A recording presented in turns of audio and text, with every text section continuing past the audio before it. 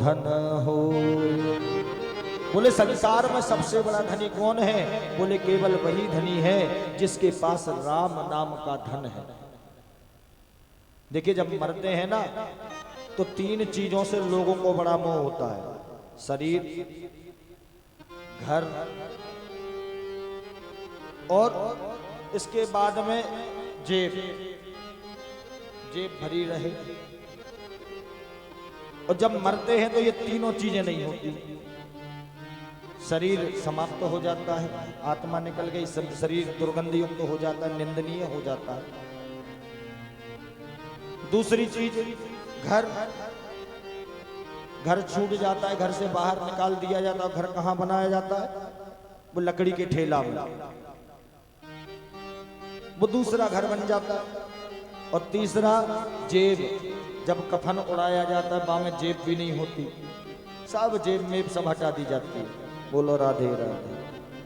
अरे जो धागा शरीर पर बंधा होता है ना, उस धागा को भी निकाल दिया जाता है, उस धागा को भी हटा दिया जाता है, उस धागा को भी निकाल देते हैं। इसीलिए उन प्रभु को निरंतर याद रखें, अपने मन में बसाकर रखें, अपने नेत्रों में बसाकर रखें। प्रभु को अपने नेत्रों में स्थान दें।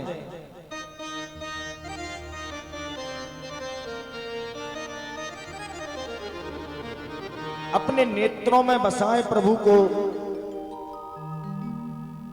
मनमोहन तुझे रिझाऊं, बसा कर नैनन में। कैसे बसाना है प्रभु को?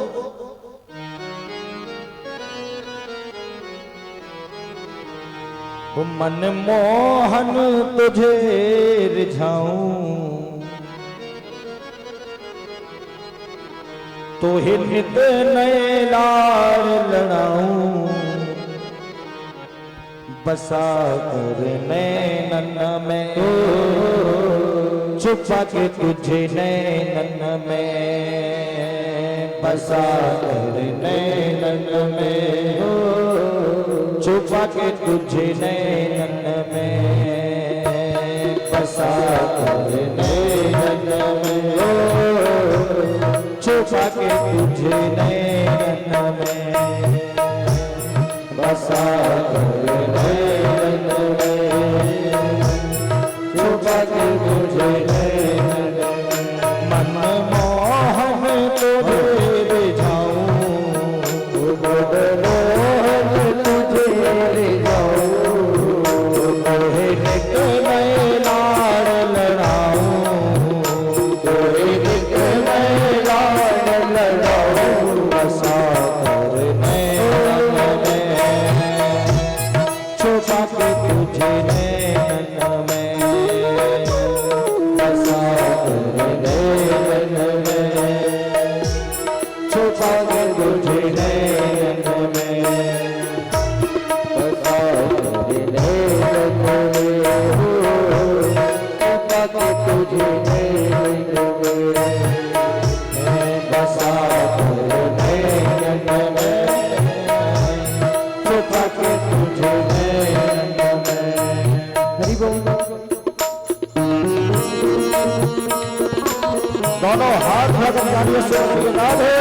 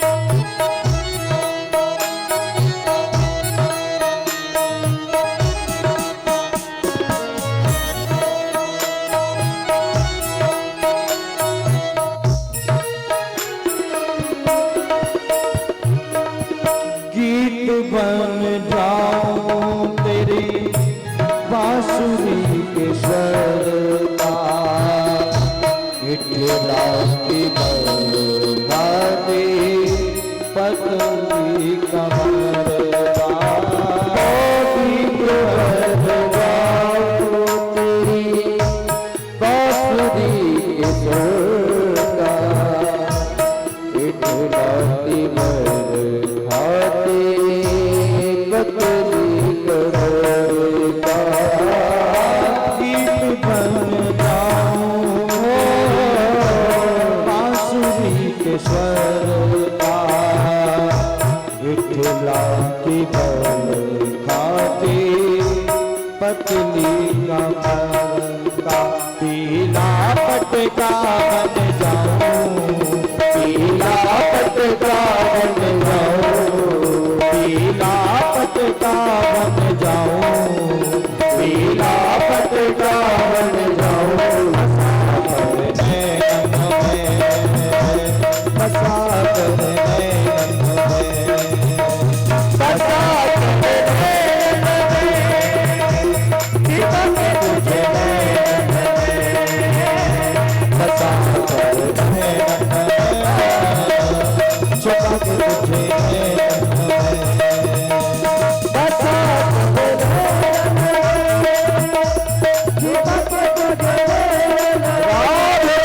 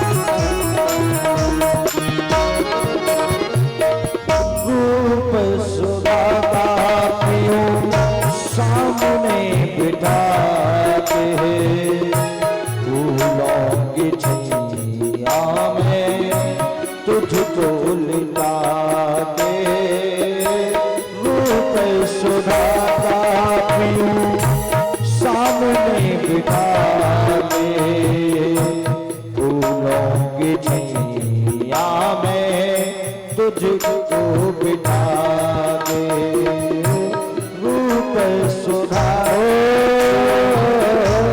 सामने बिठा के फूलों की छैया में तुझको बिठा के, तेरे धीरे चरण दबाऊं, तेरे धीरे चरण दबाऊं,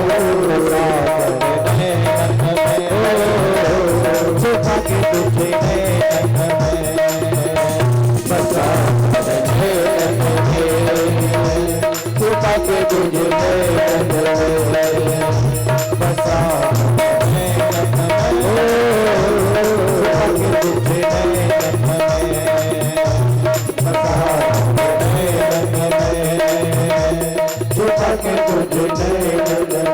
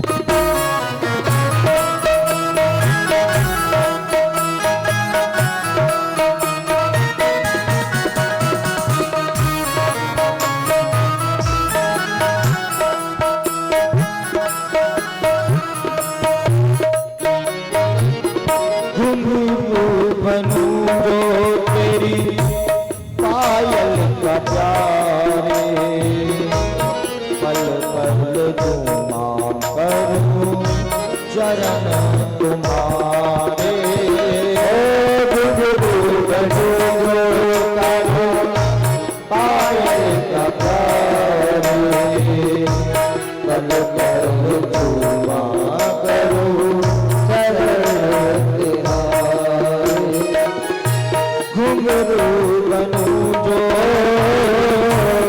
पायल का प्यारे, पल पल चूमा करूं चरण तिहारे। घुंघरू बनूं मैं काला पायल का प्यारे, पग पग चूमा करूं चरण तिहारे। तेरे संग संग नाचूं गाऊं, तेरे संग संग नाचूं गाऊं, साथ में छुपा के तुझे नैन में,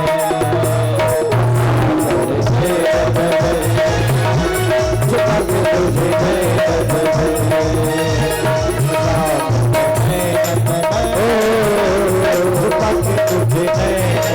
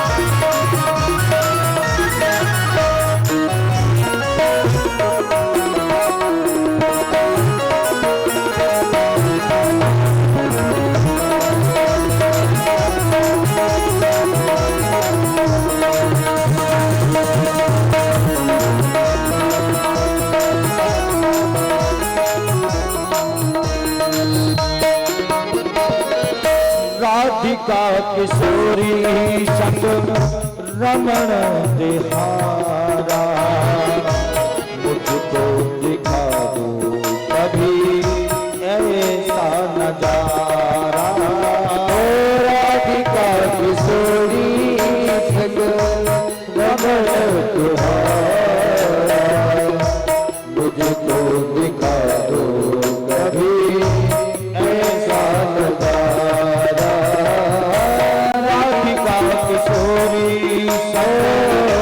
रमण तिहारा, मुझको दिखा दो कभी ऐसा नजारा। तेरे चाहे मैं मर जाऊं, तेरे चाहे मैं मर जाऊं, चाहे मैं मर जाऊं, फिर चाहे मैं मर जाऊं, सागर में छुपा के तुझे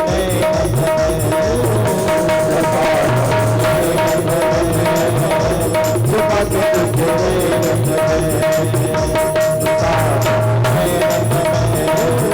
छुपा के तुझे तुझे जाओ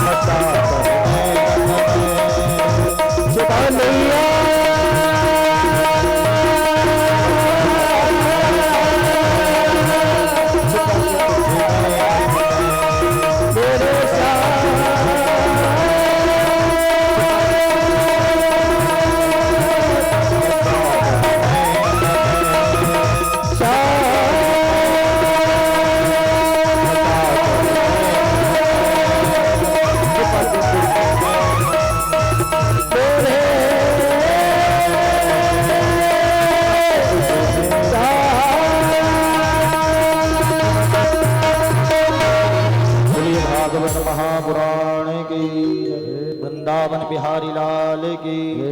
एक बार सभी प्रेम से बोलेंगे राधे राधे। अब जरा जोर से, भोजन तो सब करके आए हैं ना कि भंडारे के इंतजार में सब करके आए ना, तो फिर जरा जोर से बोलो राधे राधे। आज भगवान ने मनोविनोद करने के लिए रुक्मणी जी को सताने के लिए लीला की। पश्चात में एक बार द्वारिका में देवऋषि नारद जी आए। नारद जी ने विचार किया कि भगवान कन्हैया के यहां आज लड़ाई करा के आएंगे, लड़ाई कराएंगे, ऐसा विचार करके आए हैं। नारद जी लगातार 2 महीने तक द्वारिकापुरी में रहे, अनेक अनेक स्थानों पर गए, अनेक अनेक कमरों पर गए, लेकिन जहां भी जाते वहीं प्रभु को पाते। कहीं सो रहे हैं भगवान, कहीं बैठे हैं, कहीं भोजन कर रहे हैं, कहीं आराम कर रहे हैं, कहीं पत्नी चरण दबा रही है, कहीं सिर दबा रही है। जहां भी जाते वहीं भगवान को पाते। विचार तो ऐसा आया कि जहां भगवान नहीं मिलेंगे उसी के कान भर दूंगा। लेकिन नारद जी थका हार करके संपूर्ण द्वारिकापुरी में भटकते रहे और अंत में प्रभु से क्षमा मांग करके वहां से प्रस्थान किए। लेकिन प्रभु के यहां कभी उन्होंने लड़ाई नहीं करा पाई। इधर एक पौंड्रक नाम का राजा है जिसने अपने आप को कृष्ण बना लिया, नकली हाथ लगा लिए, तो पीतल को काट के चक्र सुदर्शन बना लिया और लोगों से अपनी पूजन कराने लगा। कहता है मैं ही वासुदेव कृष्ण हूं, मेरी पूजन करो। प्रभु ने उसका उद्धार किया, उससे युद्ध किया और युद्ध करते समय उस पौंड्रक का संहार किया। पश्चात में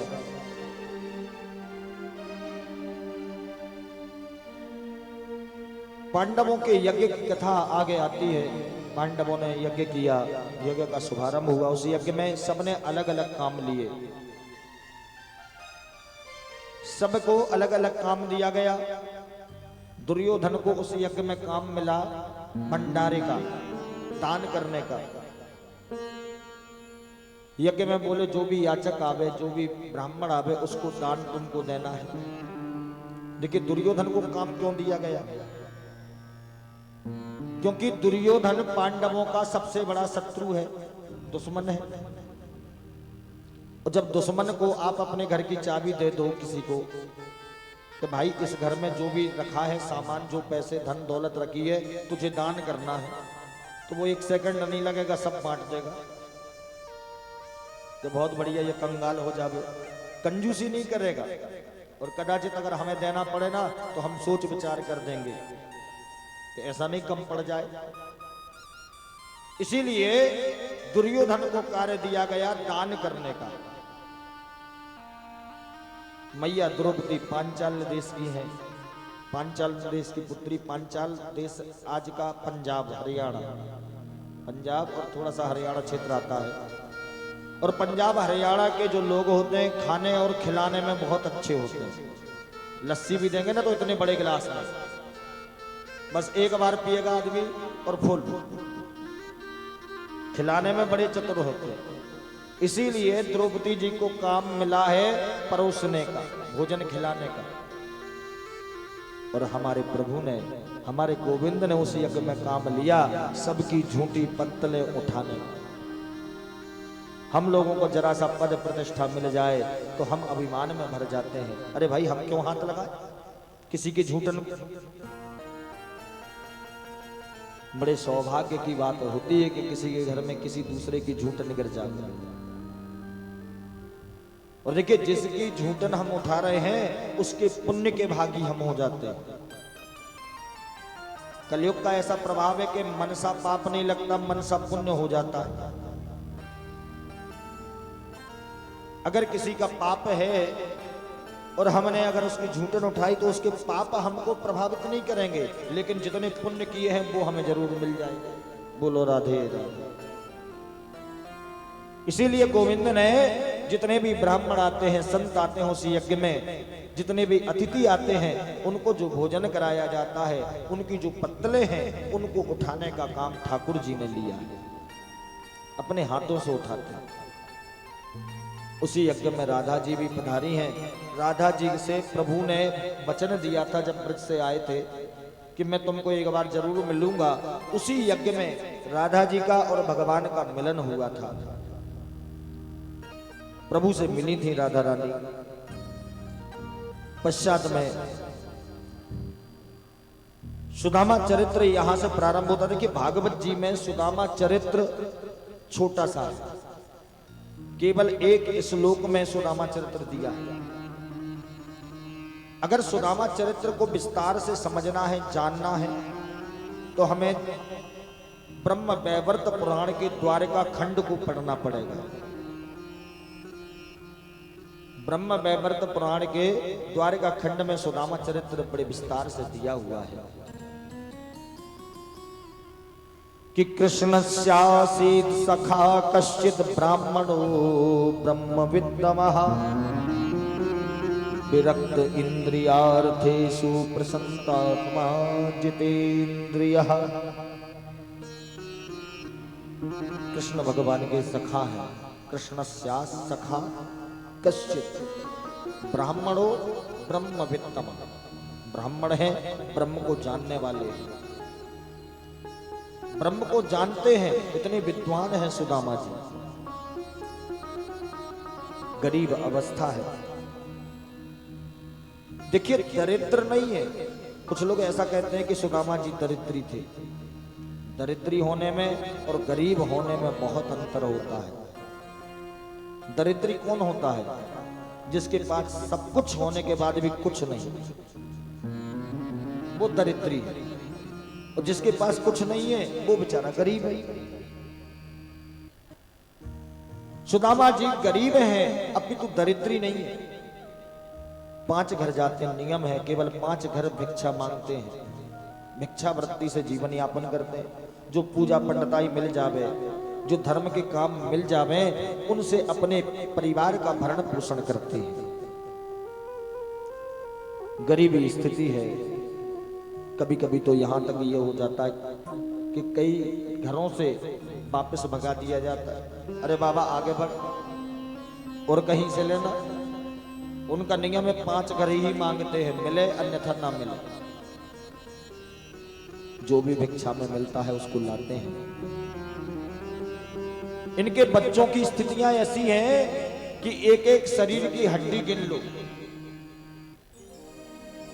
जैसे हड्डी के ऊपर मांस ना हो, केवल खाल चिपका दी। पत्नी सुशीला जैसा नाम, उसी प्रकार गुण सुशील हैं। अपने पति का धर्म कर्म में सहयोग करती है। देखिए जब हमारा विवाह होता है तो विवाह के समय में सबसे पहले कन्या आगे होती है फेरा में।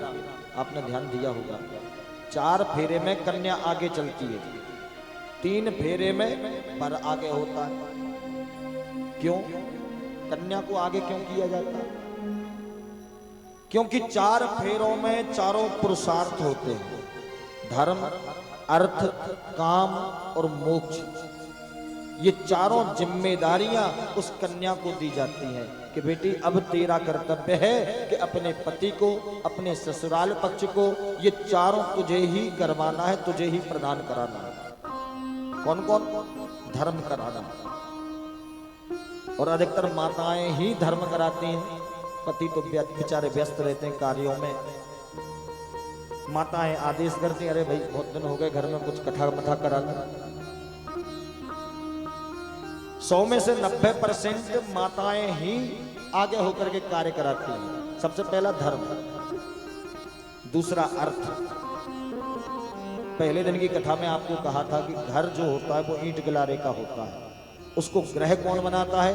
बोले गृहिणी ग्रह उच्यते। जो घर की पत्नी होती है, जो घर की लक्ष्मी होती है, वही उस घर को, उस ईंट गिलारे के घर को ग्रह बनाती है, घर बनाती है। दूसरा कार्य अर्थ का। देखिए लक्ष्मी अगर घर में बहू है तो निश्चित मानिए दिन दूना रात चौगुना बढ़ता है व्यक्ति। अगर बहू श्रेष्ठ है, धर्म कर्म करने वाली है, तो घर बहुत आगे जाएगा।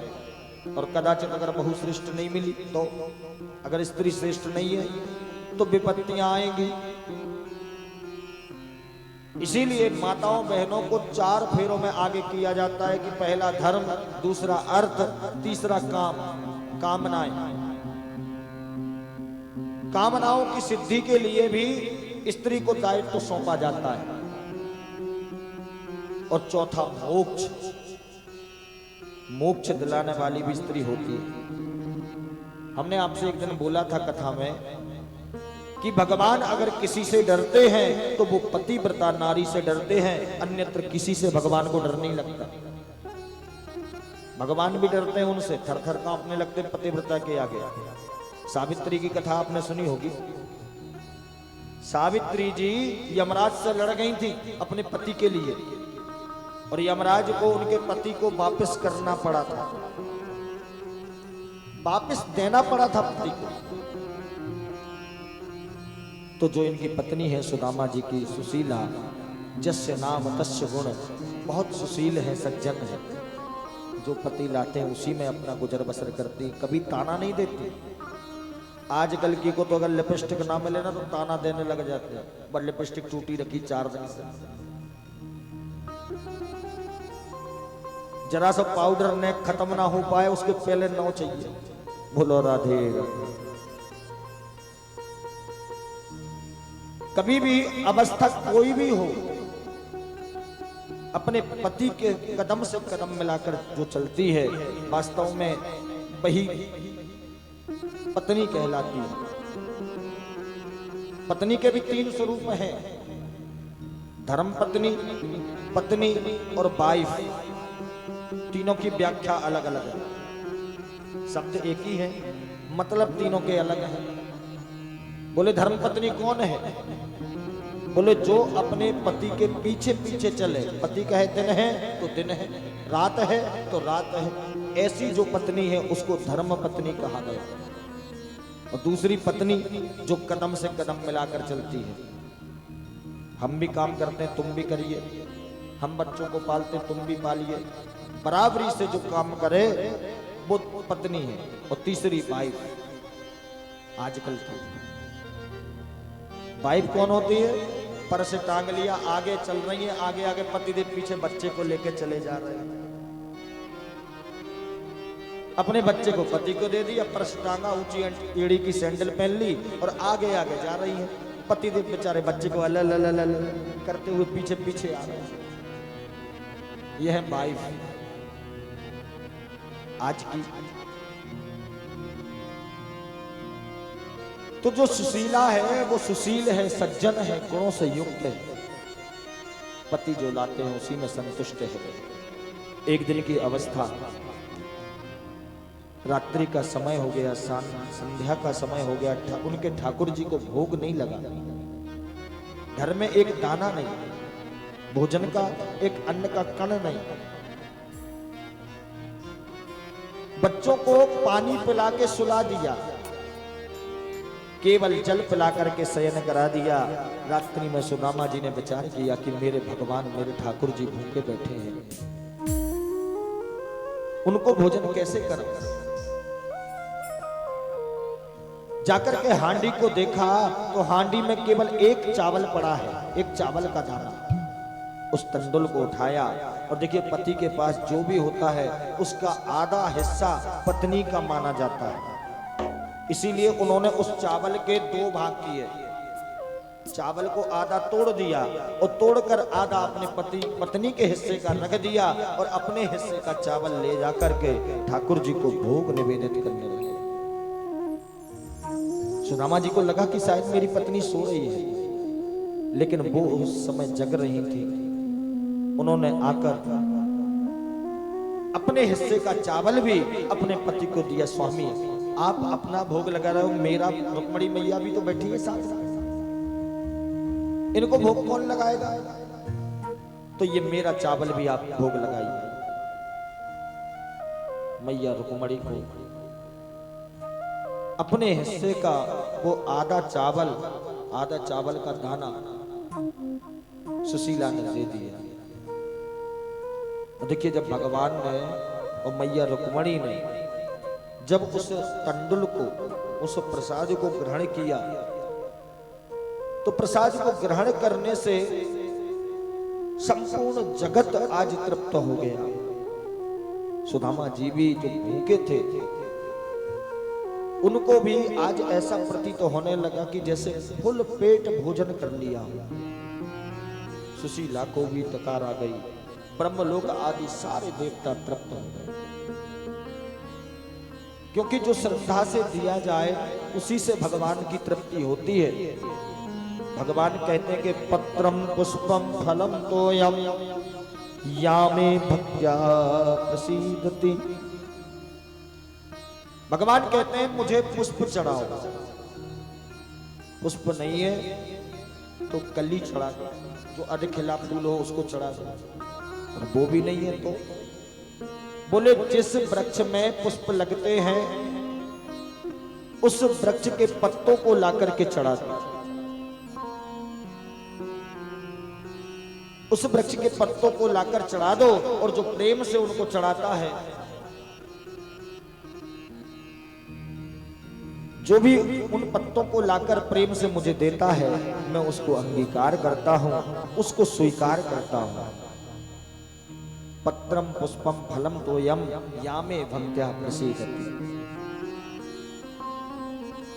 लेकिन श्रद्धा से जो चढ़ावे उसी का भोग ग्रहण करते हैं प्रभु।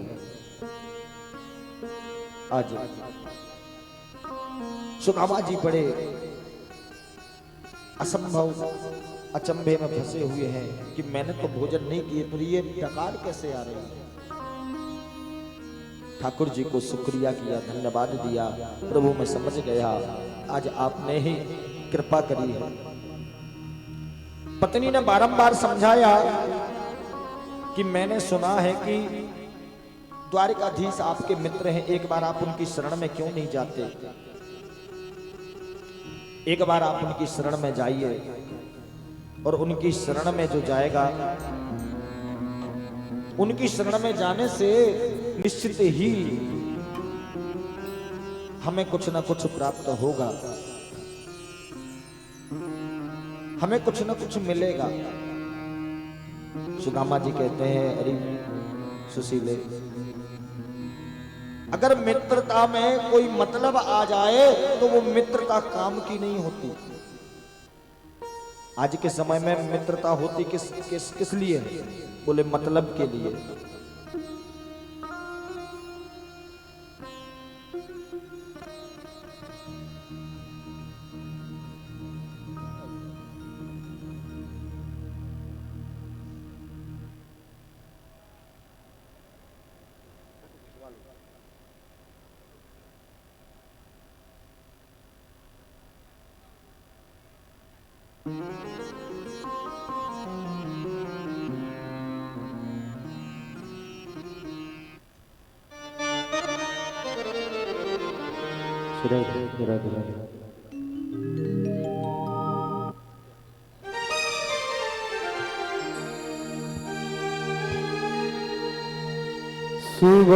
सुवर्षा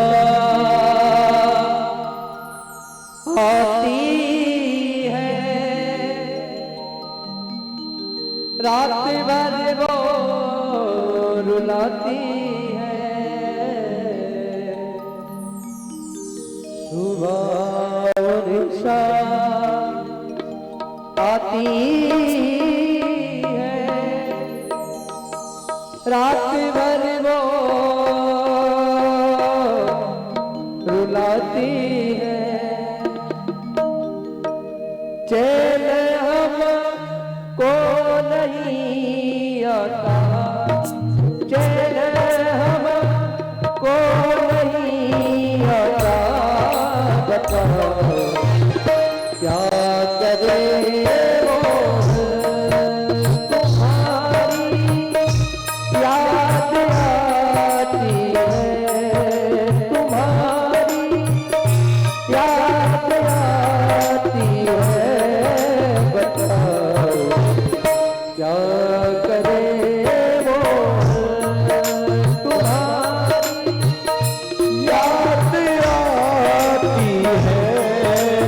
बताओ क्या करे मोहन हमारी जान जाती है हमारी जान जाती है बताओ क्या करे मोहन तुम्हारी याद आती है बताओ क्या करे मोहन।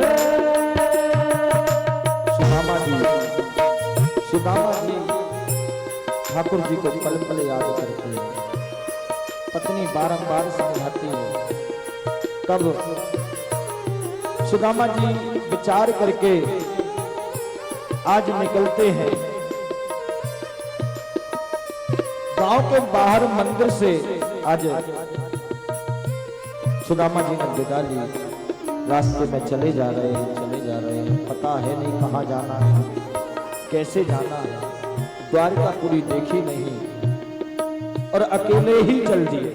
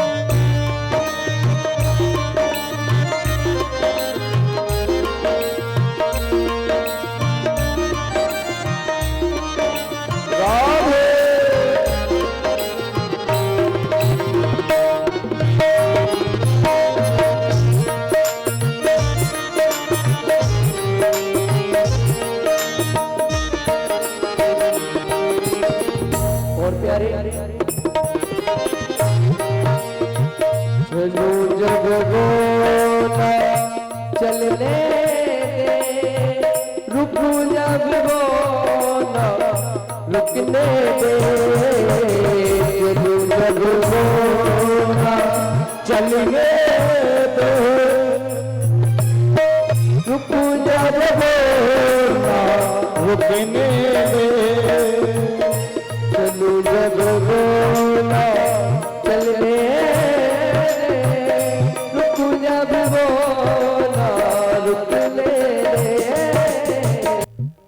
जब वो ना चलने दे तुकू जब वो ना रुकने दे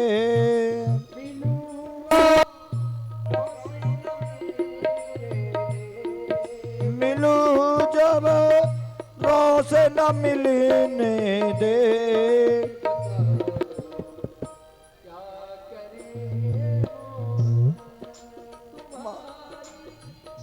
याद आती है तुम्हारी याद आती है बताओ क्या करे मोहन बताओ क्या करे मोहन। और कन्हैया सावरे इतना बता दे मुझे इतना बता दे प्रेम होता है क्या सावरे इतना बता दे मुझे इतना बता दे प्रेम होता है क्या जैसा मुझे हो गया सबको होता है क्या जैसा मुझे हो गया सबको होता है क्या जैसा मुझे हो गया सबको होता है क्या जैसा मुझे हो गया सबको होता है क्या।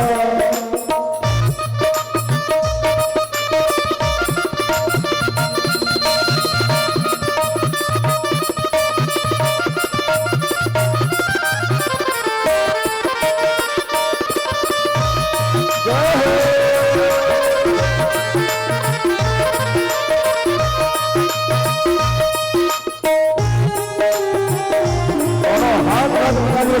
राधे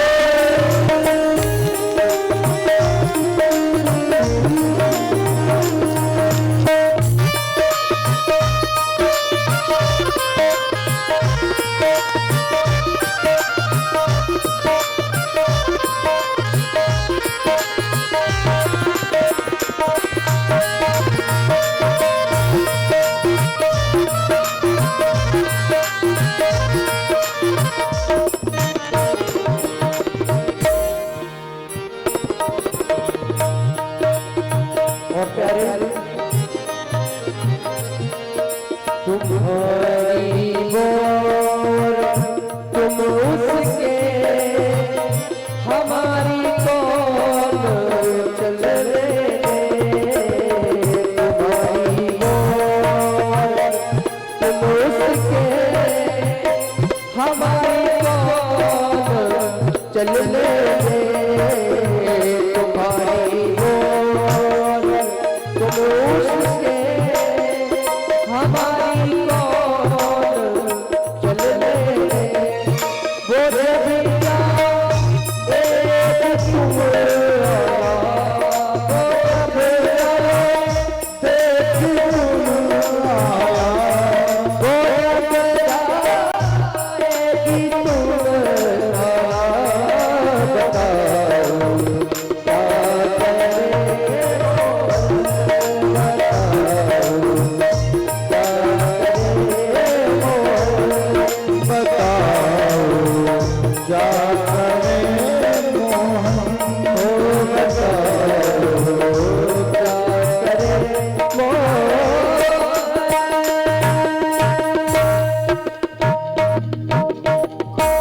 बोलिए वृंदावन बिहारी लाल की।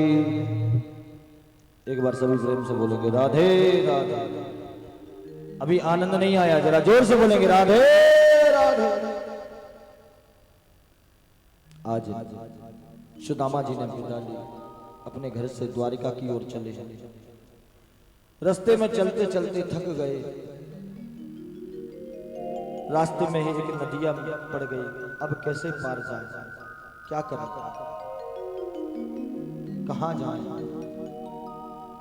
तब ठाकुर जी का स्मरण करके, गोविंद का स्मरण करके नदी के किनार पर ही पड़ गए। अब तेरी गरज पड़े तो तू ले बे आप। हे गोविंद, अब मैं कैसे जाऊं। आज हमारे ठाकुर जी सुदामा जी के लिए एक नाविक बनकर, एक मल्लाह बनकर नाव को चलाते हुए समक्ष आए और कहते हैं, अरे भैया, अरे ब्राह्मण देवता, क्या पार चलोगे। तब सुदामा जी कहते हैं, मैं पार तो चलूंगा, लेकिन मेरे पास देने के लिए कुछ नहीं। पत्नी ने 4 मुट्ठी चावल रखे हैं पोटली में बांधकर, लेकिन वो दे नहीं सकता, मुझे अपने मित्र के यहां देना है। देखिए, कुछ स्थान ऐसे होते हैं जहां पर खाली हाथ नहीं जाना चाहिए। एक कभी भी अपनी बहन के यहां जाओ तो खाली हाथ नहीं जाना चाहिए, कुछ लेकर ही जाना चाहिए। खाली हाथ जाओगे तो अपशगुन माना जाता है। दूसरा स्थान, अपनी बेटी के यहां कभी जाओ तो कुछ ना कुछ लेकर ही जाओ, खाली मत पहुंच जाना। तीसरा, अपने ब्राह्मण के घर जाओ, अपने गुरुजी के घर जाओ तो खाली हाथ मत जाओ, कुछ लेकर जाइए। अपनी ससुराल अगर जा रहे हो तो ससुराल भी खाली हाथ नहीं जाया जाता, कुछ ना कुछ लेके ही जाना चाहिए। ससुराल में जब भी जाएं, कुछ नहीं मिल रहा है तो 4 फल ही लेके चले जाओ, कुछ ना कुछ लेकर ही जाना चाहिए। अगर किसी यज्ञ में जा रहे, कहीं भागवत कथा आदि हो रही है, कहीं पर धार्मिक आयोजन हो रहा है, धर्म कर्म का काम हो रहा है, ऐसे स्थान में भी खाली हाथ नहीं जाना चाहिए। कुछ ना मिले तो पुष्प लेकर जाइए। पुष्प भी नहीं मिलता तो जिस पुष्प वृक्ष में, जिस पौधे में पुष्प लगते हो, उसके पत्र तोड़ करके ले जाना चाहिए, वो भी भगवान को स्वीकार है। लेकिन खाली हाथ न जाए। मित्र के यहाँ जावे तो खाली हाथ नहीं जाना चाहिए, मित्र के यहाँ भी कुछ लेकर ही जाना चाहिए। इसीलिए सुदामा जी की पत्नी 4 घरों से चावल मांग कर लाई है और वो पोटली बना करके सुदामा जी को देती। सुदामा जी आज जो गरीबी स्थिति देख रहे हैं उसका कारण भी बहुत बड़ा कारण है उसका। जब ये सांदीपन मुनि के आश्रम में थे उस समय सुदामा जी से इनकी मित्रता हुई। उसी काल में एक चोर, एक बुढ़िया, बूढ़ी माँ थी, उसने एक एक चना बीन करके इकट्ठे किए थे। उन चनों को इकट्ठे करके पोटली बना करके उसने घर के दरवाजे में अलमारी में रख दिए। चोर उन चनों को चुरा कर ले गया, अपनी पत्नी को दिए और पत्नी के उनके घर से जब ये आश्रम के बच्चे भिक्षा मांगने गए तो वही चने उठाकर उस चोर की पत्नी ने उन बच्चों को दे दिए। और वही चने आज गुरु माता ने, भगवान कृष्ण और सुदामा जब लकड़ी काटने गए तो वही चने आज गुरु माता ने इनको प्रदान किए। देखिए, जब वो बुढ़ी माँ ने जब वो चने बड़ी मुश्किल से इकट्ठे किए थे, चुरा कर जो ले गया था, तो उस बुढ़ी माँ ने श्राप दे दिया कि जो भी उन चनों को खाएगा वो दरिद्री हो जाएगा, वो गरीब हो जाएगा, उसका संपूर्ण वैभव नष्ट हो जाएगा। इसीलिए वो चनों को सुदामा जी, अभी श्लोक में लिखा था ब्राह्मणो ब्रह्मवेत्तम। सुदामा जी कौन है?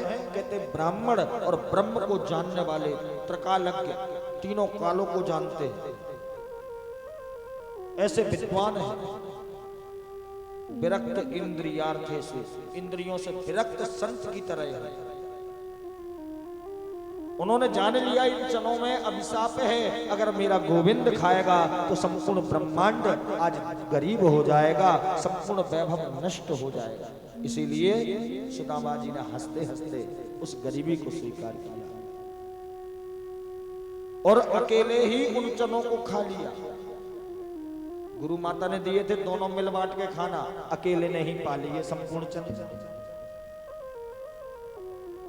आज ठाकुर जी ने नाव में बिठाल कर सुदामा जी को पार कराया।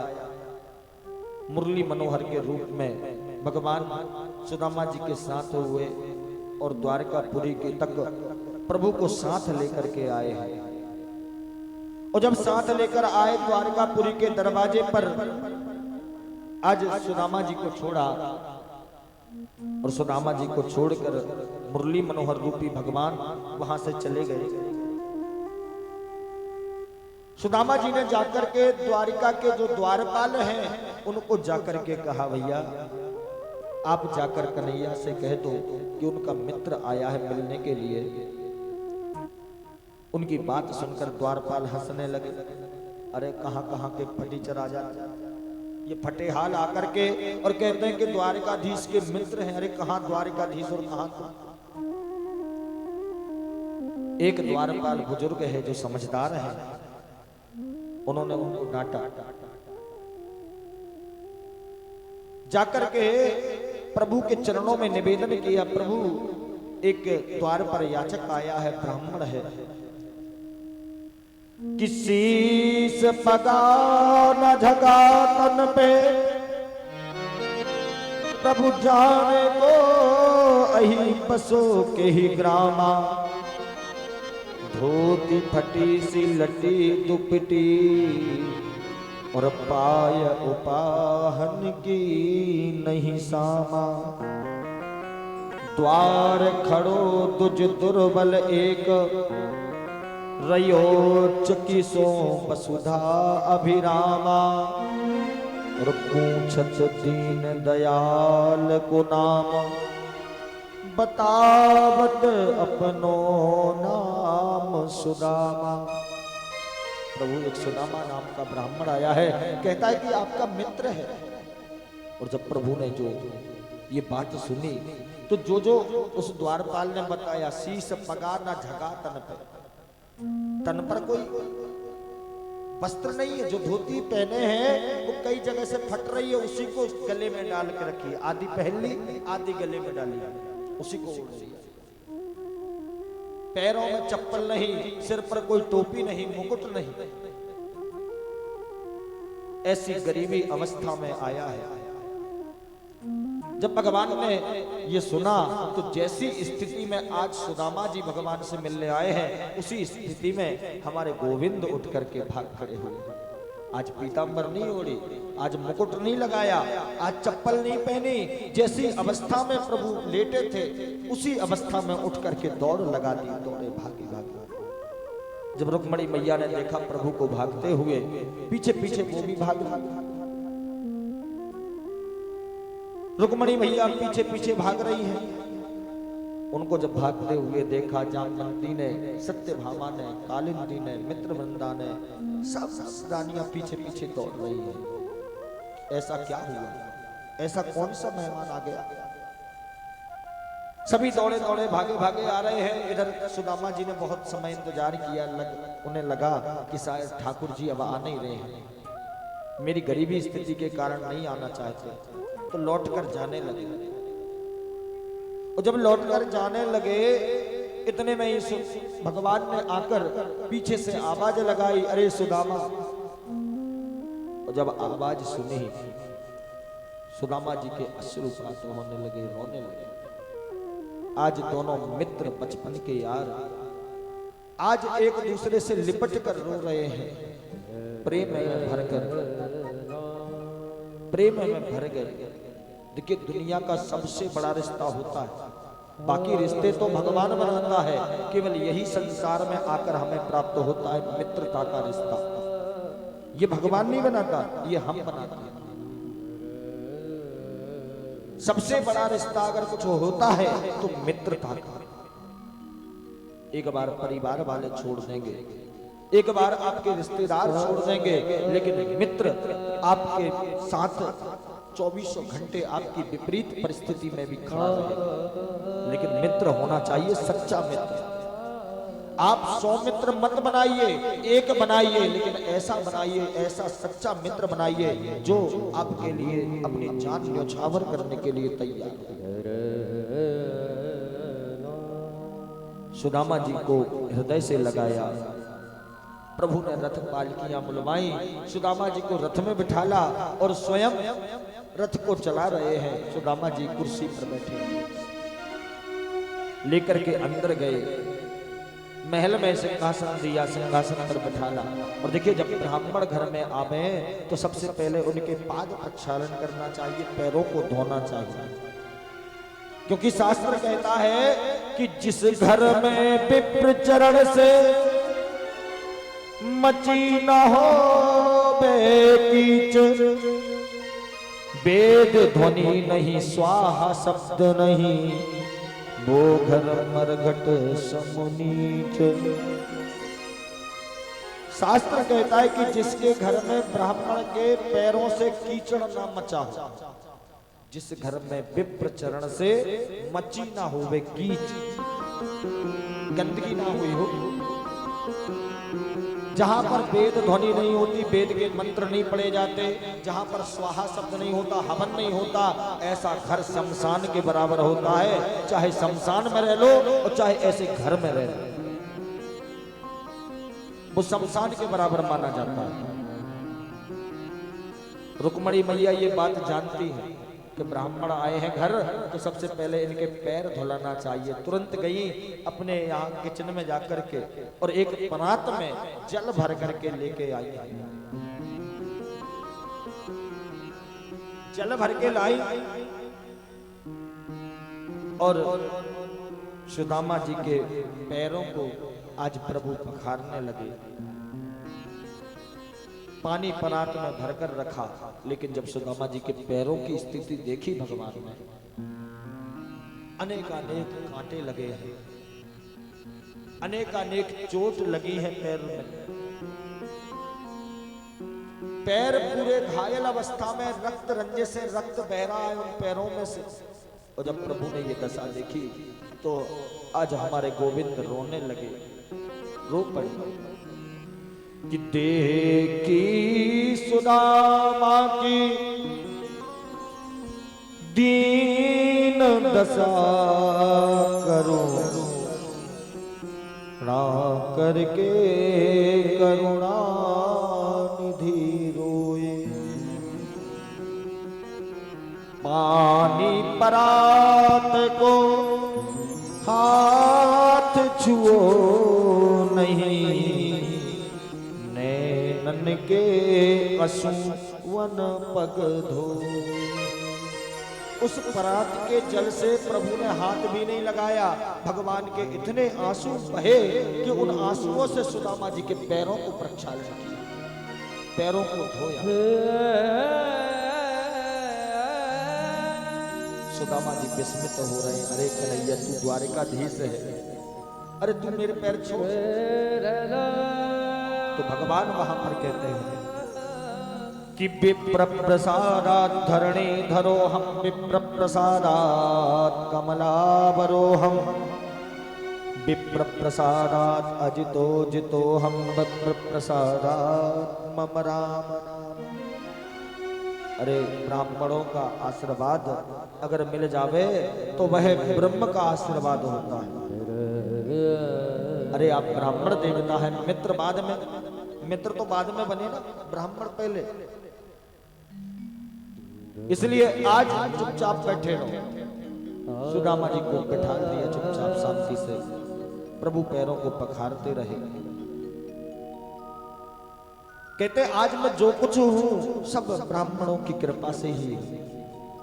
विप्र प्रसादात धरणी धरो, उन्हीं की कृपा से मैंने संपूर्ण इस जगत का निर्माण किया, संपूर्ण जगत का पालन करता हूं, और उन्हीं की कृपा से इस संपूर्ण संसार का संहार भी मैं ब्राह्मणों की कृपा से ही करता हूं। ऐसे प्रभु ने वचन कहे। पश्चात में भगवान की आज्ञा से आज सुदामा जी को दास दासियों द्वारा स्नान कराया गया। सुंदर मल मल करके दूध दही घी आदि से स्वच्छ बनाया। जो फटे हुए कपड़े थे वो उतार कर रख दिए।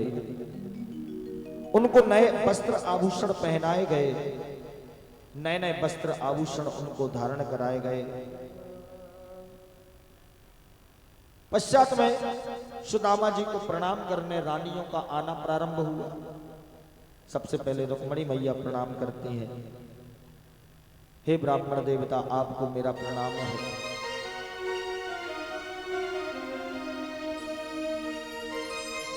और जब प्रणाम करती हैं तो सुदामा जी कहते हैं आनंद रहो, खुश रहो, सौभाग्यवती भव। इतने में दूसरी आ जाती है, वो कहते हैं महाराज प्रणाम। ओहो कन्हैया तूने दो दो ब्याह कर रखे, तूने दो दो करके रखे, खुश रहो आनंद रहो। इतने में तीसरी आ जाती, प्रणाम महाराज। बोले लाला जा बता कर, अब जब तीसरी आ गई और कितनी है? कहते महाराज आपके आशीर्वाद से 16,108 है। बोले भैया इतने लोगों को मैं आशीर्वाद कैसे दूं? तू एक काम कर, सबसे कह दे कि वहीं बैठ के प्रणाम कर ले, मैं यहीं से सबको आशीर्वाद दे रहा हूं, खुश रहो आनंद रहो सौभाग्यवती। रात्रि में मनोविनोद होते, मजाक मस्ती होती है। जब मित्र मिले ना बड़े पुराने तो पुरानी बातों को याद करते हैं। अरे भाई हम ऐसा करते थे, बचपन की यादें रुक्मणी जी को सुनाते जाते। अरे रुक्मणी जी जानती हो एक बार गुरु माता ने भेजा था हमें लकड़ी काटने के लिए, चने दिए तो ये साहब अकेले खा गए पूरे चने। सुदामा जी बेचारे मन में शर्माते, अरे मुझे भूख लगी थी तो खा गए, उसमें क्या बात। तो जब खाने की बात होने लगी उसी समय भगवान कहते हैं एक बात बताओ, एक बात बताइए कि मेरी भाभी ने तुम्हारे हाथ कुछ भेजा नहीं? मेरी भाभी ने कुछ दिया होगा, कुछ भेजा होगा कि देवर जी को कुछ लेके जाओ। तब सुदामा जी उस पोटली को छिपाने लगे, पोटली को छिपाने लगे। मैया रुक्मणी जी भगवान को इशारा कर दी, पीछे कुछ छुपा रहे हैं।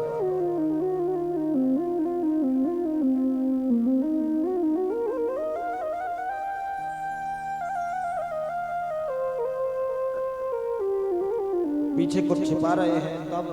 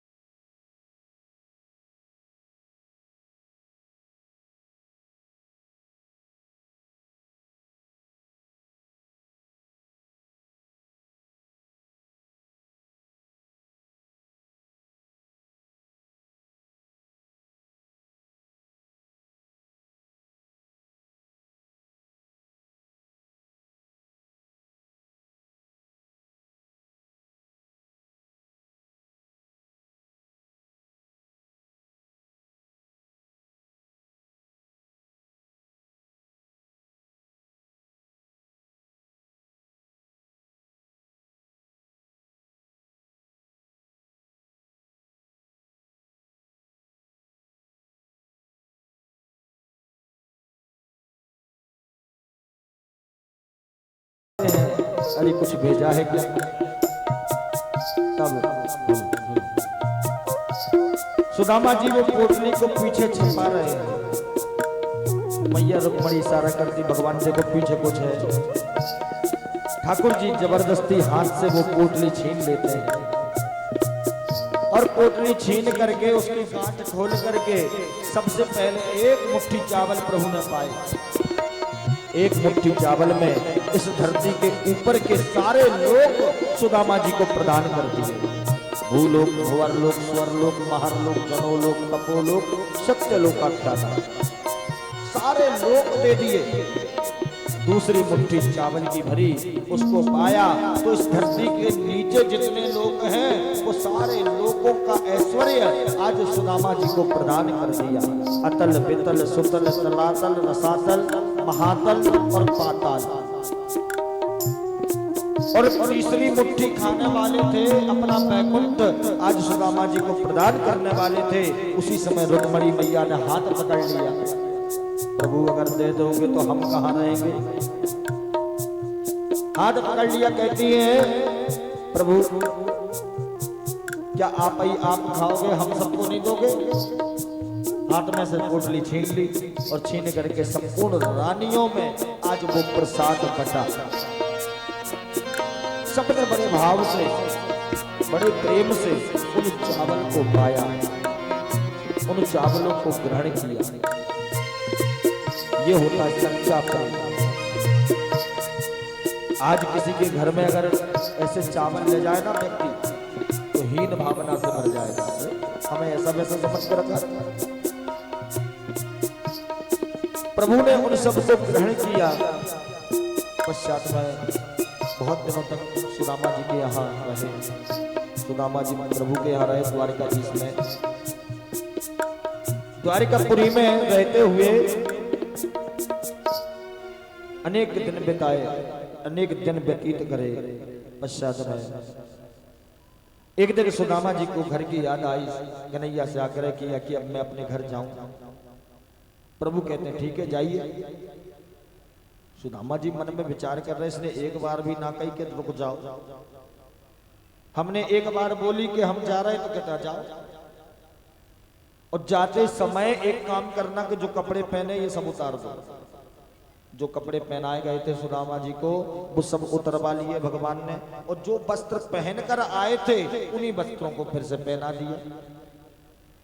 सुदामा जी को बड़ी गिलानी हुई मन में। भाई बाद में करवाना सबके टीका, बार बार डिस्टर्ब मत करो कथा। अब ऐसे सब लोग आएंगे तो कथा रुकती है, व्यवधान होता है। सब एक साथ बाद में पूजन कर लीजिएगा।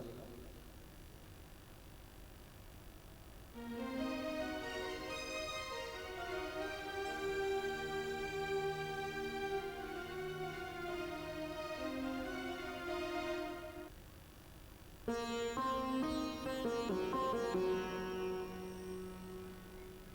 में क्यों नहीं होती, आपको तो बता दो।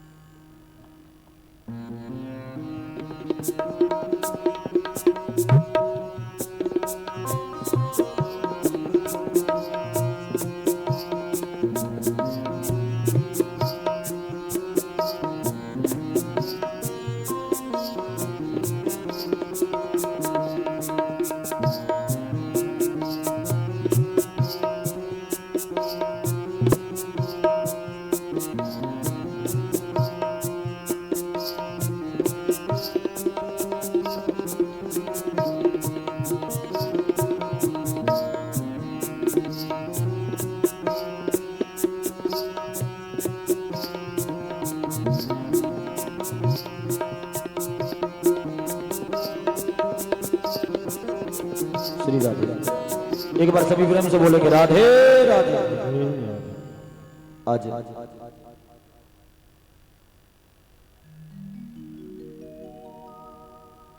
सुदामा जी को विदा किया भगवान ने, और विदा करने के पश्चात सुदामा जी जैसी अवस्था में आज प्रभु के यहाँ पधारे हैं, उसी अवस्था में वापस उनको भेज दिया। देखिए, वास्तव में भगवान ऐसे कल्प वृक्ष हैं कि जो हमें हितकारी होता है वही देते हैं। कल्प वृक्ष का एक चमत्कार होता है कि उसके नीचे हम जो भी मांगेंगे वो मिल जाएगा, लेकिन वो ये नहीं सोचता कि इसमें आपका हित है या अहित है। एक सज्जन थे जो जंगल से जा रहे थे, भूख लग रही थी तो कल्प वृक्ष के नीचे बैठ गए। उनको पता नहीं था कि कल्प वृक्ष है। वहां बैठ करके कहने लगा, सोचने लगा कि बहुत तेज भूख लग रही है, काश भोजन मिल जाता तो बड़ा आनंद होता। और ऐसा सोच रहे थे, इतने में थालियां भर करके भोजन की आ गई।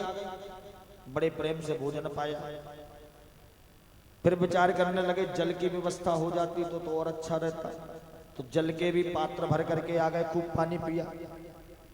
अब विचार आया कि यहां पर बिस्तर भी आ जाता तो बड़ा आनंद होता। बिस्तर भी आ गया, और बिस्तर आने के बाद बढ़िया प्रेम से सो गए। और सोते सोते ख्याल आया कि जब मैं आया था तो कुछ नहीं था, ना तो भोजन था, ना पानी था, ना कुछ था। और जब भोजन पानी सब आ गया तो ऐसा नहीं कि बाद में कोई भूत यहाँ पर रहता हो और वो आके मुझे खा जाए। तो जब ऐसा सोचा तो इतने में भूत भी आ गया और आकर के उसने उसको खा लिया।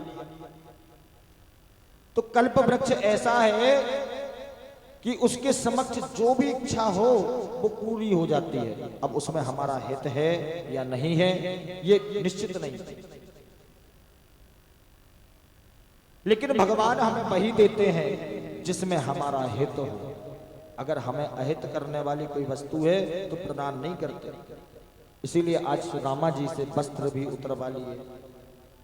सुदामा जी केवल भगवान से मिलना चाहते थे, इसीलिए भगवान से मिलाप हुआ।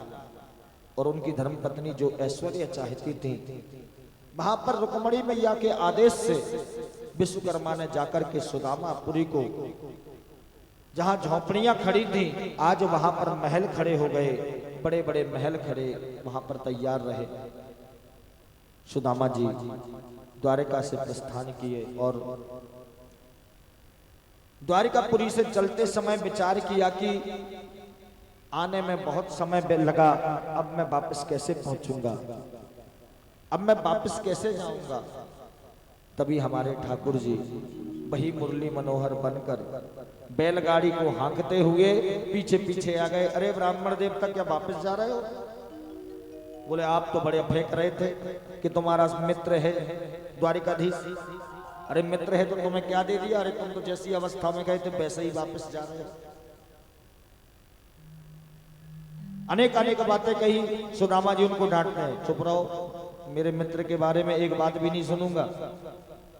तुम्हें बिठालना हो तो बिठा लो गाड़ी में, नहीं तो गाड़ी लेके जाओ। तब सुदामा जी को गाड़ी में बिठाला और गाड़ी में बिठा करके आज भगवान मुरली मनोहर बन करके गीत गाते हुए चलते हैं कि लक्ष्मी जैसी हमरी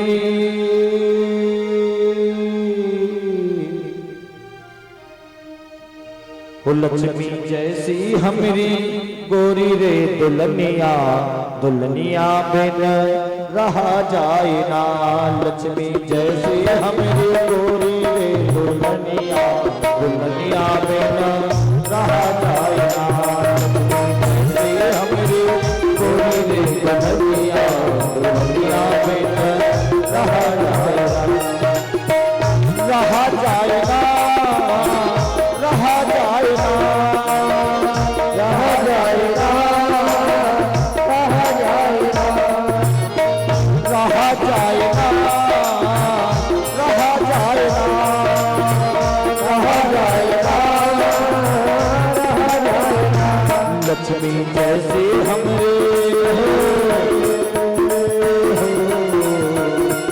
लक्ष्मी जैसी हमरी गोरी रे दुल्हनिया, दुल्हनिया रहा जाए ना। लक्ष्मी जैसी गोरी रे दुल्हनिया, दुल्हनिया बिन रहा जाए ना। लक्ष्मी जैसी हमरी गोरी रे दुल्हनिया, दुल्हनिया बिन रहा जाए ना। दोनों हाथ भगवान से रखने वाले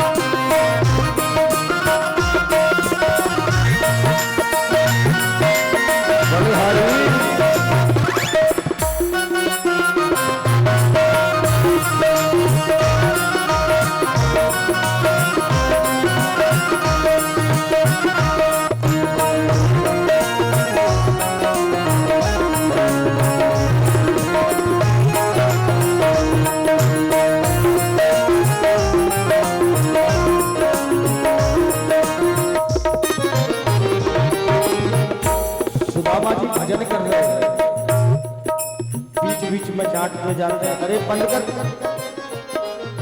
अरे होगी तेरी लक्ष्मी जैसी दुल्हनिया। अरे मेरा भजन परेशान, भजन में परेशानी आ रही, बंद कर दे तू। और मुरली मनोहर के रूप में हमारे ठाकुर जी मुस्कुराते जाते हैं और गाते जाते हैं, रहा जाएगा, रहा जाएगा, रहा जाएगा, रहा जाएगा। लक्ष्मी जैसे हमरी, लक्ष्मी जैसे हमरे गोरी रे दुल्हनिया, दुल्हनिया में न रहा जाएगा। लक्ष्मी जैसे हमरी गोरी रे दुल्हनिया, दुल्हनिया में न रहा जाएगा। लक्ष्मी जैसे हमरी गोरी रे दुल्हनिया, दुल्हनिया में न रहा जाएगा। लक्ष्मी जैसे हमरी गोरी रे दुल्हनिया, दुल्हनिया में न रहा जाएगा। और जब गीत गाते गाते चल रहे हैं तो सुदामा जी ने झल्ला का माला एक तरफ पटकी और सो गए। शयन करते जैसे ही नींद लगी और आंख खुली तो भगवान सुदामा जी को जगा रहे, ब्राह्मण देवता उठ जाओ तुम्हारा नगर आ गया। बोले इतनी जल्दी कैसे आ गया? अरे आने में तो मुझे कई हफ्ते लग गए थे। बोले ये हमारे हीरा मोती का कमाल है, तुम्हारी नींद लगी थी और इन्होंने बहुत उड़ान भरी और आ गए। सुदामा जी को उतार दिया। सुदामा जी ने जब अपने गांव की स्थिति देखी तो जहां झोपड़ियां थी वहां बड़े बड़े महल खड़े हैं। सुदामा जी मंदिर देख डरे, यहां तो थी मेरी टूटी झोंपड़ी आज कंचन महल खड़े, सुदामा जी मंदिर देख डरे। लेकिन जब मंदिर को देखा, जो जिस मंदिर से विदा हुए थे, वो मंदिर आज भी वैसा ही है। भगवान ने अपना घर नहीं बनाया, सुदामा जी के बनाया। और जब मंदिर में पहुंचे तो एक सुंदर तरुणी जवान स्त्री आकर के सुदामा जी के चरणों में लौट गई। चरण पकड़ लिए, सुदामा जी झटपटाए दूर हटे। अरे क्या कर रही हो आप? कौन हो तुम? कहती महाराज ध्यान से देखो, मैं और कोई नहीं, तुम्हारी धर्म पत्नी हूं। सुंदर यौवन में प्राप्त करा होगा उन्हें। मैं आपकी धर्म पत्नी हूं। और संपूर्ण वृत्तांत सुनाया। आप यहां से गए थे, उस समय मैया रुक्मणी ने आकर विश्वकर्मा को आदेश दिया और विश्वकर्मा ने ये सुंदर महल बना करके हमारे लिए दिया है, प्रदान किया है। ऐश्वर्य संपूर्ण प्रकार के हैं, दास दासियां लगे हैं। सुदामा जी को बड़ी गिलानी हुई। मैंने न जाने कितना सोच लिया उस कन्हैया के प्रति। अरे मैं समझ गया कि मुझे दर्शन की अभिलाषा थी, इसलिए उसने मुझे दर्शन दिए। और तुम्हें धन चाहिए था तो तुम्हें धन प्रदान किया। आज सुदामा जी गदगद हो गए। महल में जाकर के भगवान का पूजन किया, अर्चन किया और प्रभु के पाद पद्मों का स्मरण करते हुए भगवान के परम धाम को गए। बोले वृंदावन बिहारी लाल की जय, भागवत महापुराण की जय। पश्चात में यहां से भागवत का एकादश स्कंद में प्रवेश होता है। एकादश स्कंद में भगवान के परम धाम जाने की कथा आती है। प्रभास क्षेत्र में एक बार विश्वामित्र, असित, कंडव, दुर्वासा, भृगु, अंगिरा, कश्यप, वामदेव, अत्रि, वशिष्ठ और नारद आदि सब महात्मा लोग द्वारिकापुरी में पधारे।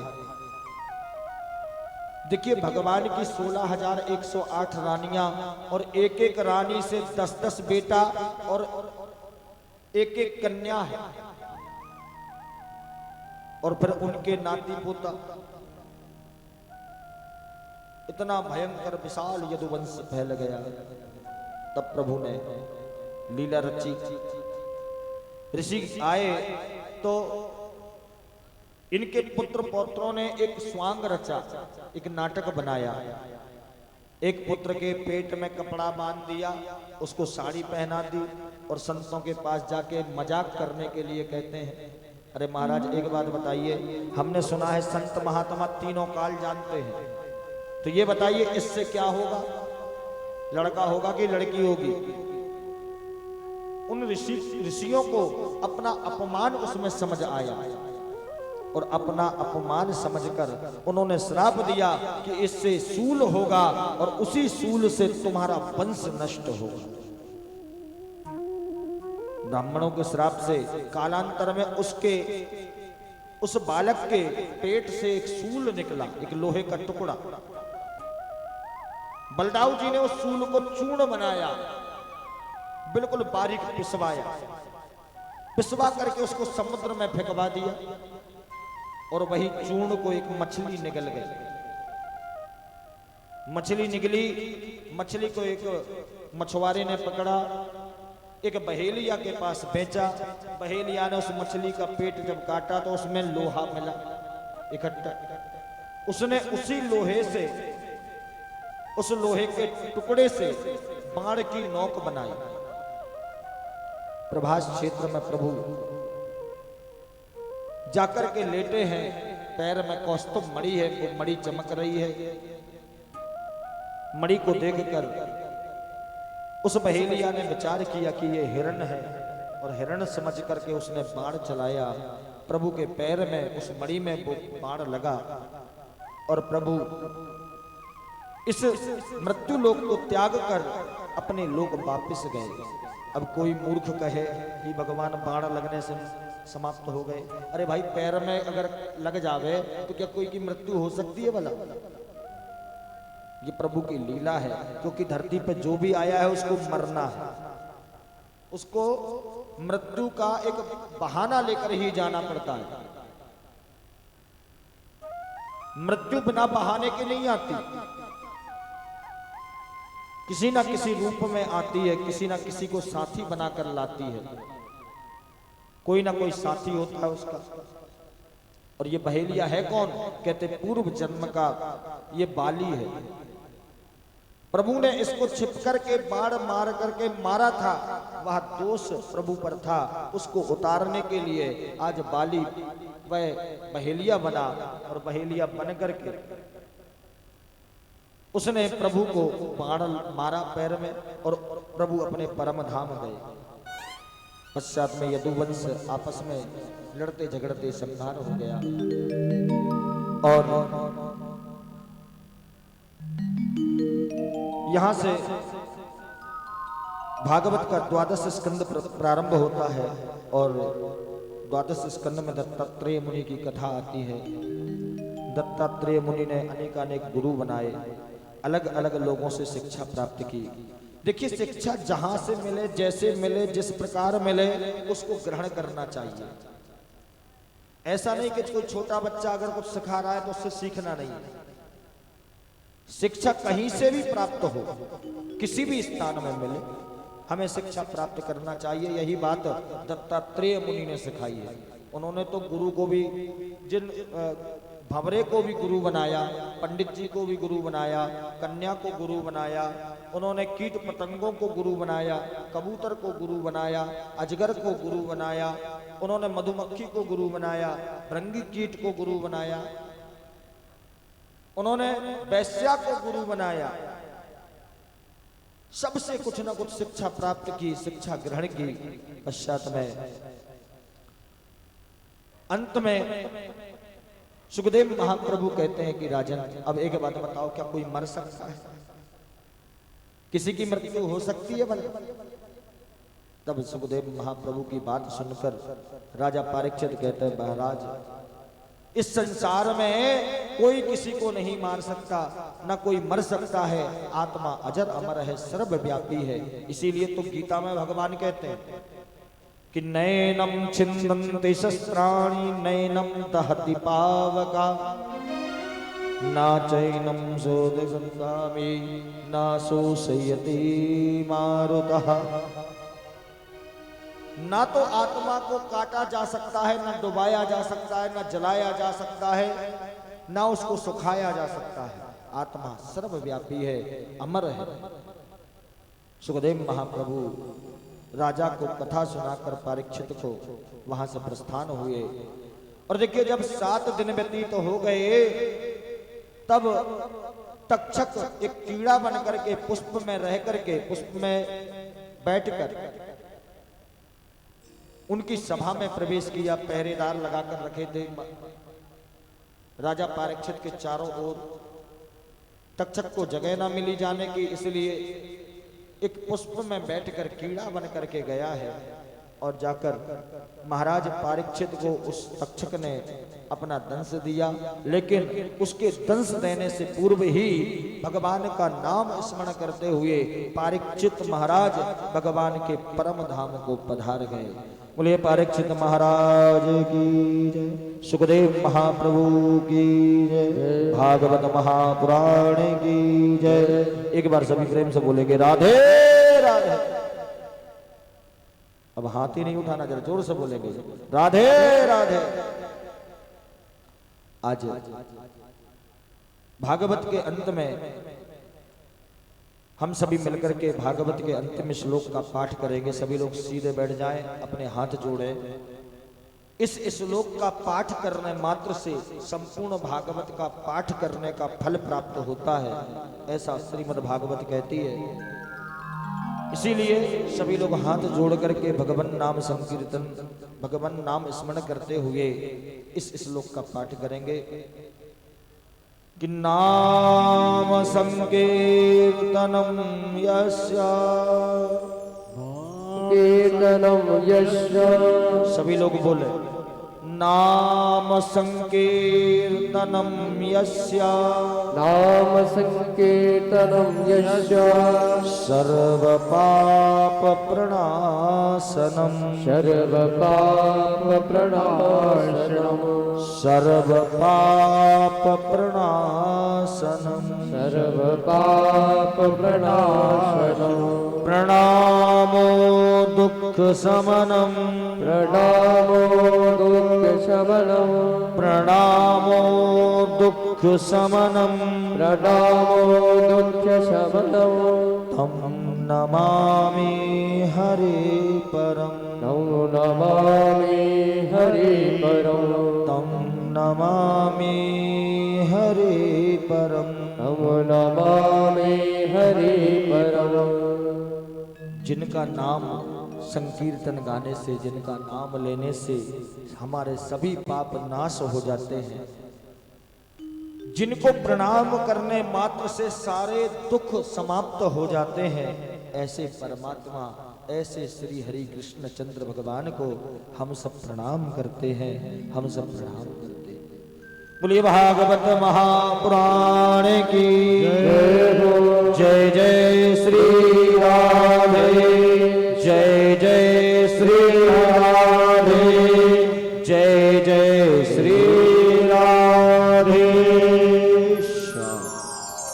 यहाँ पर भागवत कथा को विश्राम, और यहाँ से हम सब लोग ब्रज की होली की ओर चलेंगे, ब्रज की होली की तरफ।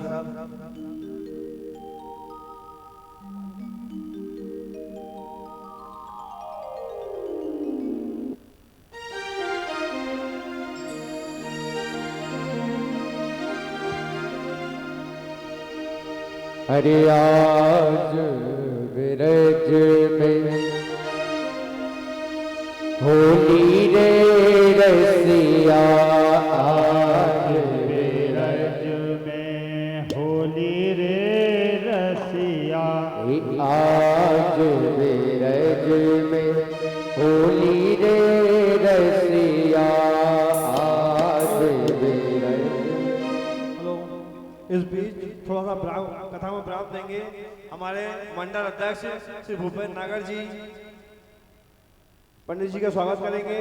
उसके बाद वार्ड नंबर 5 के पार्षद, 14 के पार्षद दीपू परमार जी, वार्ड नंबर 2 के पार्षद श्री सेठी जी आरण्य को पंडित जी का स्वागत करेंगे। जोरदार तालियां बजा दें। बोलो राधे राधे। हाथ ऊंचा करेंगे, पंडित जी निवेदन कर रहे हैं, आप हाथ ऊंचा, सब लोग हाथ ऊंचा करेंगे, बार जोर से बोले राधे राधे।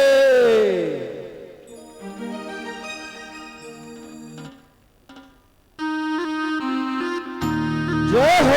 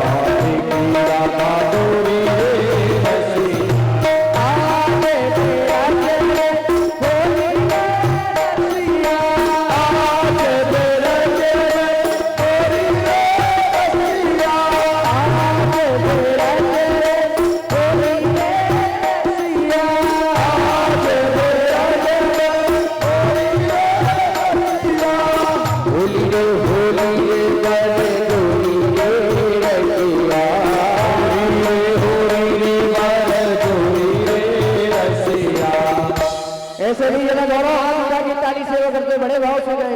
आज मेरे जुए होली रसिया, आज मेरा जुए होली रसिया,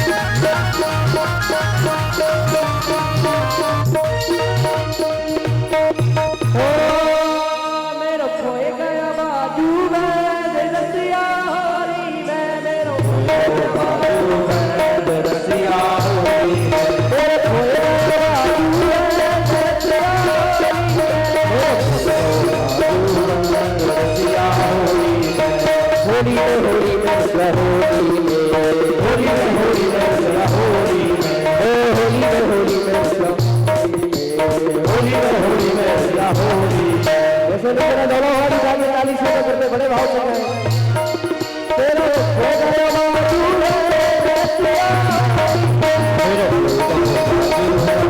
हो गया होली में, तेरा बाजू है रसिया, तेरा हो रसिया होली में। दोनों हाथ तालियों से बजाइए।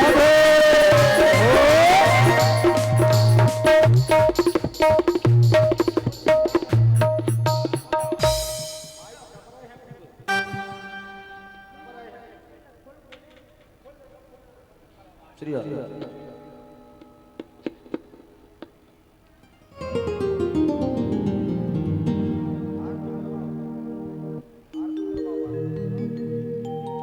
आरती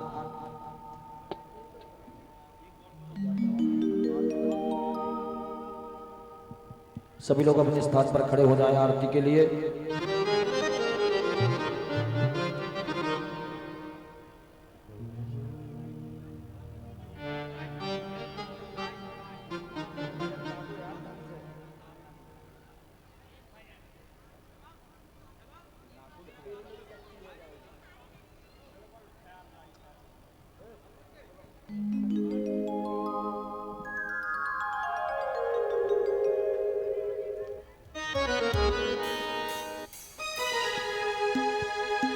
बोलो होली की रसिया की जय हो, वृंदावन बिहारी लाल की जय हो।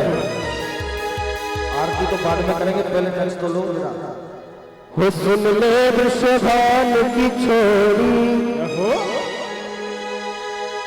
जो मोटे न खेली होरी, हरि बोल।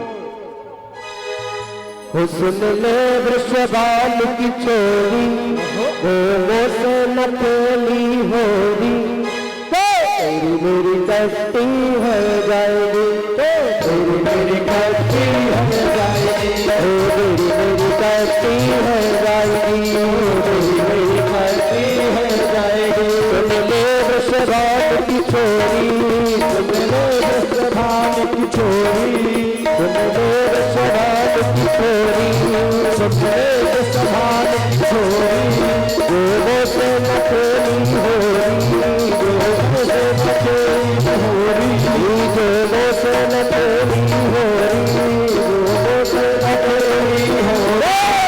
तेरी मेरी कश्ती है जाएगी, तेरी मेरी कश्ती है जाएगी, हाँ तेरी मेरी कश्ती है जाएगी, तेरी मेरी कश्ती है जाएगी।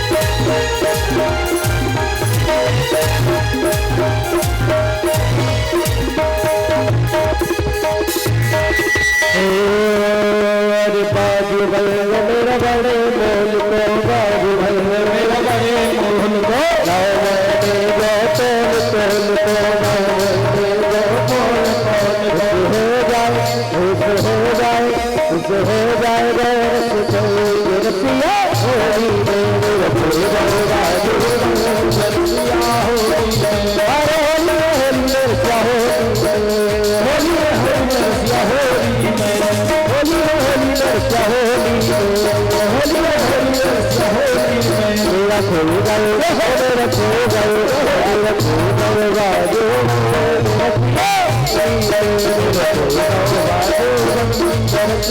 मेरी लगी शाम संग तेरी दुनिया क्या जाने मेरी लगी शाम संग तेरी दुनिया क्या जाने क्या जाने कोई क्या जाने क्या जाने कोई क्या जाने क्या जाने कोई क्या जाने तुझे मिल गया तुझे मिल गया मन निकाले दुनिया क्या जाने मेरी लगी शाम संग प्रीत दुनिया क्या जाने हरि बोल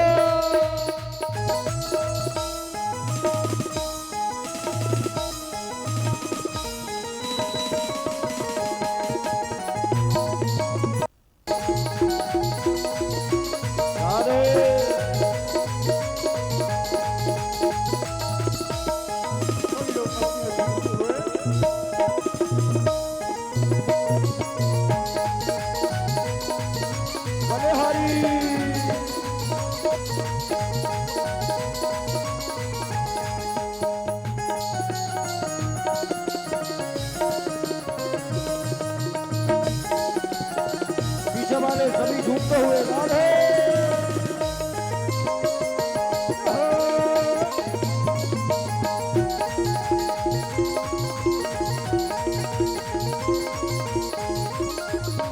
छवि लखी मैंने शाम की जब से छवि लखी मैंने शाम की जब से ओ भाई बाबरिया मैं तो तब से भाई बाबरिया मैं तो तब से बांधी प्रीत की डोर मोहन से बांधी प्रीत की डोर मोहन से हो राता तोरा मैंने जग से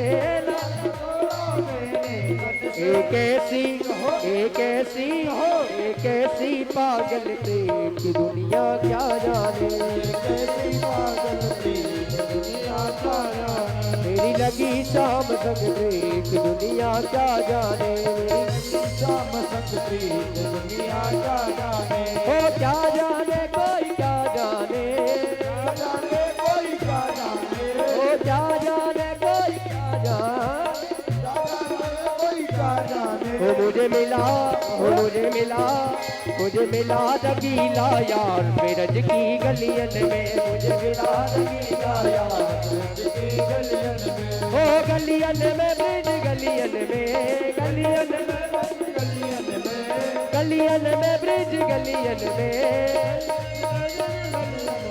मुझे मिल गया मन का दुनिया क्या जाने मुझे मिल गया मन का दुनिया क्या जाने रन में शाम समाएगा वो प्रेम करोगे लगाया रन में शाम समाएगा वो प्रेम करोगे लगाएगा रन में शाम समाएगा वो प्रेम करोगे लगाएगा रन में शाम समाएगा वो प्रेम करोगे लगाएगा ओ भले हरी रे श्याम तोरी लटकन पे भले हरी रे श्याम तोरी लटकन पे मैं तो हरी रे कन्हैया तोरी अधरन पे मैं तो हरी रे कन्हैया तोरी अधरन पे ओरे वो तो मधुर मुस्काएगा वो प्रेम करोगे लगा रन में शाम समाएगा वो प्रेम करोगे लगाएगा वो प्रेम करोगे लगाएगा वो प्रेम करोगे लगा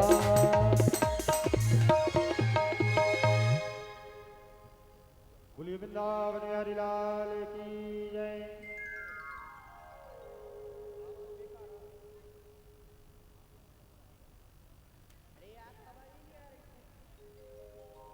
श्री राधे राधे श्री राधे हर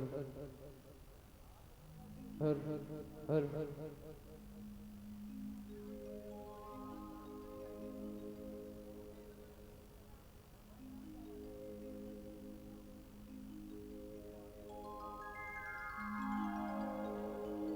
हरि ओम चंद्रमा मनसो जात शिशो सूर्यो जायतो शूद्राद्वांश प्राण समखात नीरजा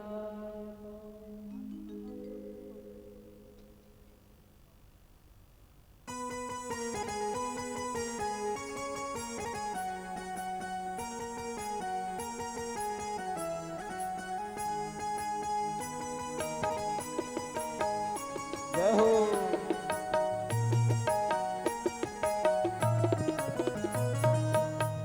में बसा कर तेरी मूर्ति, मन में बसा कर तेरी मूर्ति, उतारूं मैं गिरधर तेरी आरती। मन में बसा कर तेरी मूर्ति, उतारूं मैं गिरधर तेरी आरती। तेरी आरती, हाँ तेरी आरती, तेरी आरती, हाँ तेरी आरती। तेरी आरती, हाँ तेरी आरती। तेरी आरती, हाँ तेरी आरती। उतारूं मैं भगवन तेरी आरती। मन में बसा कर तेरी मूर्ति, उतारूं मैं गिरधर तेरी आरती। मन में बसा कर तेरी मूर्ति, हो उतारूं मैं गिरधर तेरी आरती। जय जय राधे।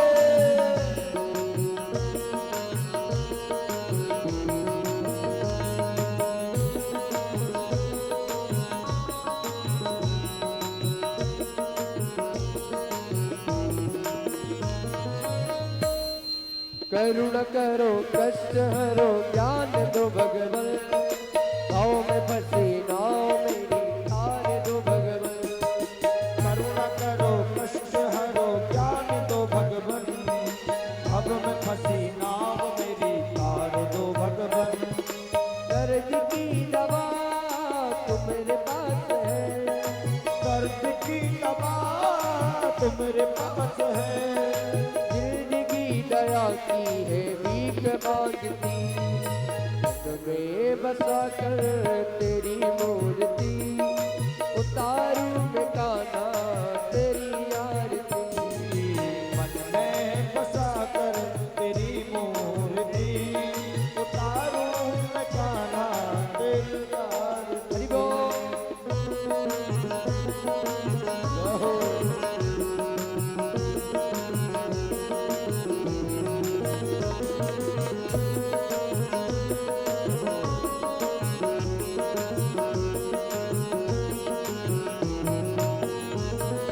मांगू तुझसे क्या मैं यही सोचूं भगवन, जिंदगी जब तेरे नाम कर दी अर्पण।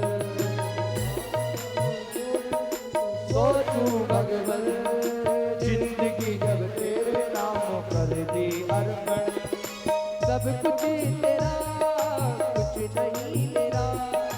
सब कुछ तेरा कुछ नहीं मेरा। चिंता है तुझे प्रभु संसार की। मन में बसा कर तेरी मूर्ति, उतारूं मैं कान्हा तेरी आरती। मन में बसा कर तेरी मूर्ति, उतारूं मैं कान्हा तेरी आरती।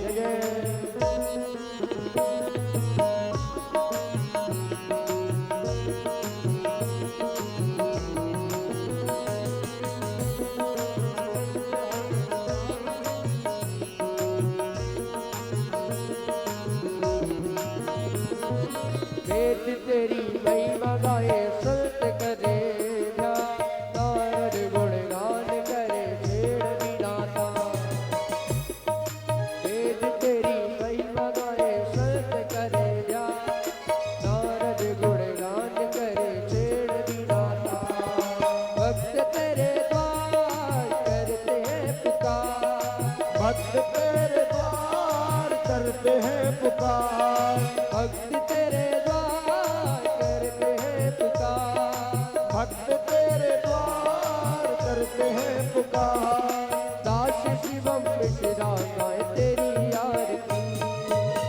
में बसा कर तेरी मूर्ति, उतारूं मैं कान्हा तेरी आरती।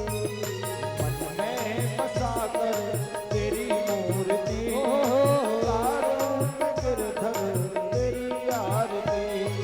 तेरी आरती कान्हा तेरी आरती। तेरी आरती गाना